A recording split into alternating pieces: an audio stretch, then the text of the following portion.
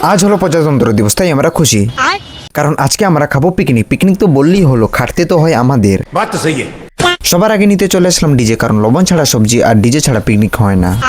এরপরে হেলিকপ্টারে বসে চলে গেলাম ডিজের জন্য তার আনতে। এরপর আমার ল্যাপটপ এনে প্রধানমন্ত্রীকে দিলাম গান বাজানোর জন্য। এদিকে সেদিকে মাংস রান্নার জন্য সবকিছু আগে থেকেই রেডি। এরপরে ব্ল্যাক হলে বসে গেল আমাদের মাংস। জানলাম যে এটা মাংস না, মাংস তো হচ্ছে এখানে, ওটা আসলে হচ্ছে চাখনা। এরপরে একটু খেয়ে নিলাম চা। এদিকে হচ্ছে আবার মাংস রান্না, কারণ কিছুজন খায় না ডাইনোসরের মাংস।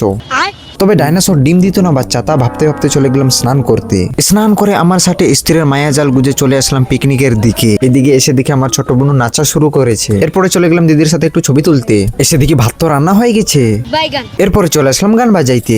গান বাজাইতে বাজাইতে হয়ে গেছিল অনেক সময়, আর এদিকে হয়েছিল সন্ধ্যা, তাই আমরা বসে গেলাম খেতে। এই দেখো, এটা হচ্ছে চিপস আর পাশে হচ্ছে মাংস। তারপরে চলে আসলো ভাত, এরপরে ডাল, আর অবশেষে ডাইনোসরের মাংস। এরপরে দেখলাম আমার ভাইয়ের 32টা দাঁত থাকা সত্ত্বেও 2টা দাঁত দিয়ে খাচ্ছে। অবশেষে পাগল ডান্স চালু হয়ে গেল।